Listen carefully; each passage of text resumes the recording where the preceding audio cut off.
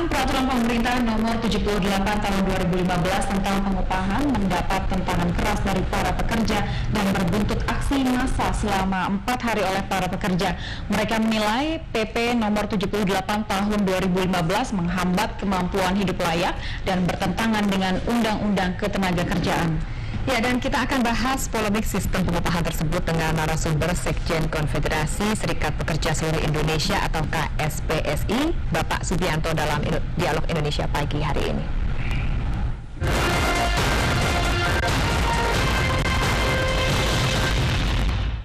Selamat pagi Pak Subianto. Selamat pagi. Sebelumnya terima kasih Pak telah hadir di Studio 6 TVRI dalam Dialog Indonesia pagi hari ini.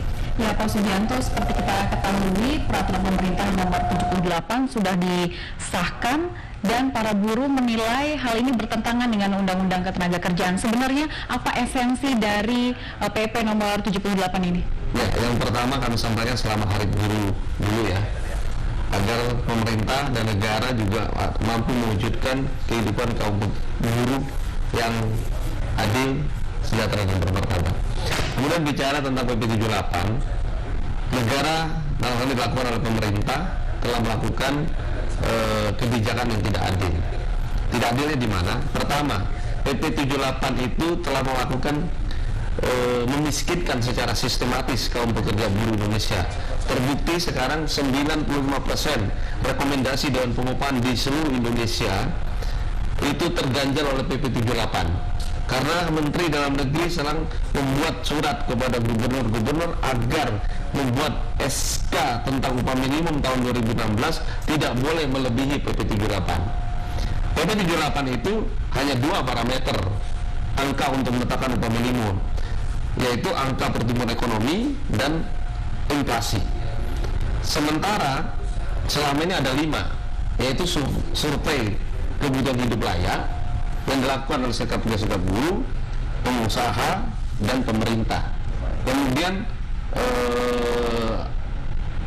upah daerah sekitar dan pasar kerja. Ada 3 hal. Nah, di situ dilakukan perundingan.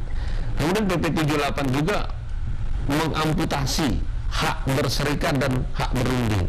Jadi upah itu hanya ditetapkan oleh pemerintah sepihak. Ini melanggar Undang-Undang 21 2000 dan Undang-Undang 13 2003. Sebagaimana Konvensi ILO nomor 87 dan 98 yang telah diratifikasi oleh Indonesia. Kemudian PP 78 juga melanggar Undang-Undang 13 2003 pasal 97. Amanat Undang-Undang 13 adalah kaum pekerja buruh Indonesia dan keluarganya berhak mendapatkan kehidupan yang layak bagi kemanusiaan. Itu tidak diterjemahkan.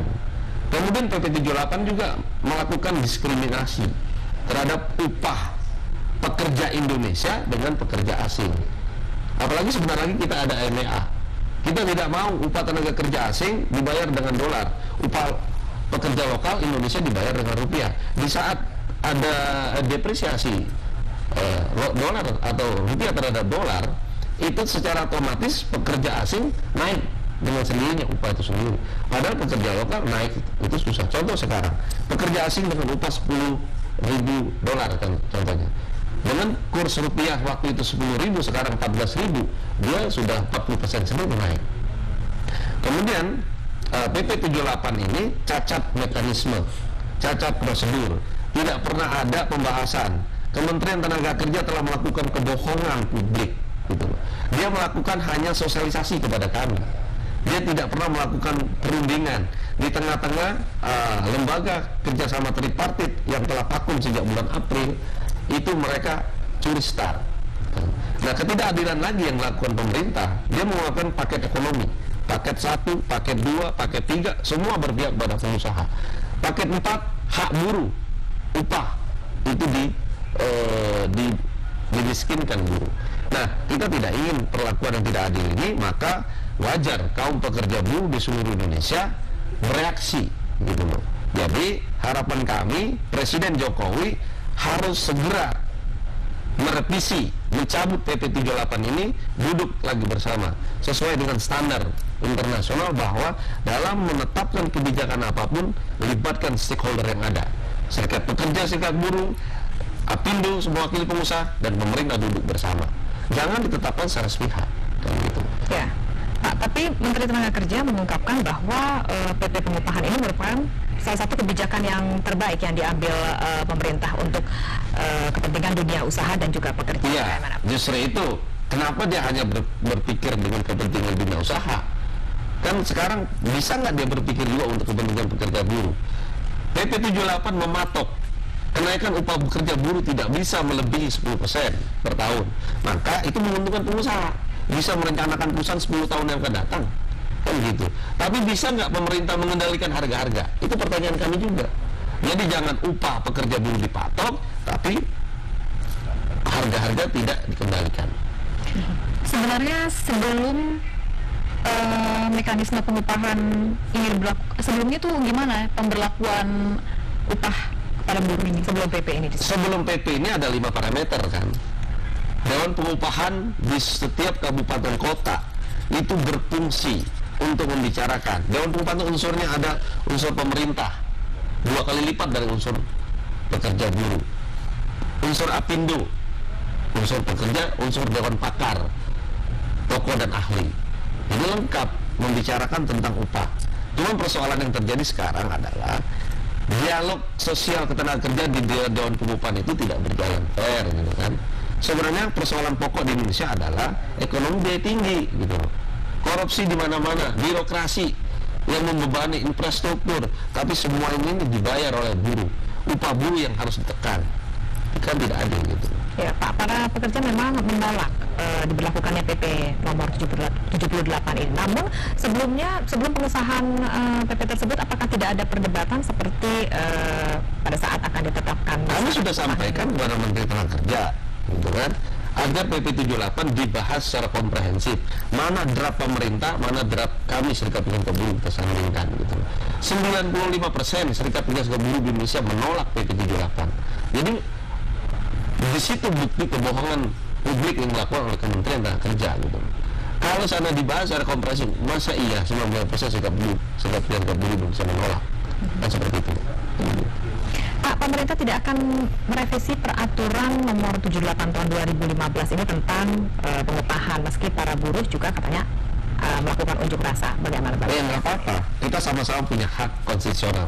Pemerintah mempertahankan silakan, tapi kami kaum pekerja buruh terus berjuang mewujudkan hak-hak konstitusional kami kan gitu. Siapapun diperlakukan tidak adil di negeri ini pasti dia akan bereaksi kan begitu. Nah semestinya dengan reaksi penolakan yang begitu kuat dari kaum pekerja buruh, pemerintah harusnya mengajak kita duduk bersama, cabut PP 78, duduk bersama. Kenapa? Kalau dalam kondisi seperti ini semua rugi. Pemerintah rugi, pengusaha rugi, pekerja buruh rugi. Tidak ada yang untung di sini. Tapi pilihan kami tidak ada pilihan lain, hanya satu, karena pintu dialog udah tutup. Dan omongan Kementerian Tenaga Kerja udah jelas. Itu kan bukan omongan yang pantas untuk seorang pejabat negara gitu. Itu omongan arogan gitu. Ya kalau kearogansinya seperti itu, kami akan lawan. Kan gitu. Bicara upah adalah yang sangat prinsip, bicara kesejahteraan. Itu perjuangan pekerja buruh. Kalau hak berserikatnya sudah tidak ada, hak berundingnya sudah tidak ada, keberadaan serikat dalam rangka merundingkan upah. Dan upah adalah hal yang paling utama dalam kita bekerja.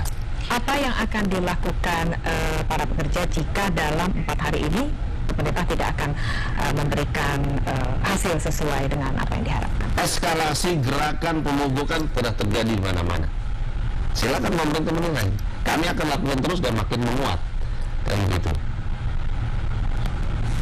Apa saja Pak yang akan dilakukan selain itu?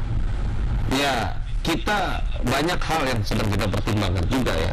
Salah satunya judicial review. Tapi kami masih belum yakin karena begitu kerasnya keinginan pemerintah. Dan kita melihat ada hal yang tidak fair di sini ya. Kenapa kebijakan negara hanya berpihak kepada investor gitu loh? Kan tidak seperti itu. Tapi buruh meminta kenaikan upah, tapi adakah hal-hal yang dilakukan buruh untuk meningkatkan standarnya, Pak? Ada tidak? Begini, upah itu adalah stimulus ya. Jadi kalau upahnya baik, kesejahteraan itu baik, pekerja buruh juga pasti akan meningkatkan produktivitas. Persoalannya bukan di pekerja buruh sekarang, ekonomi biaya tinggi gitu. Coba, pengusaha sudah dikasih gas diturunkan, BBM diturunkan, pajak diturunkan, dikasih semua dia, udah 3 kali, 3 paket loh. Tapi kok upah kami mau diamputasi lagi? Nah ini nggak fair gitu loh. Kita bicara di negara ASEAN, upah di Indonesia terendah. Filipina, Malaysia, Thailand, mereka upah minimumnya sudah 3,4, kita masih 2,7 gitu loh. Tapi bukankah sekarang keadaan ekonomi dunia memang kurang baik?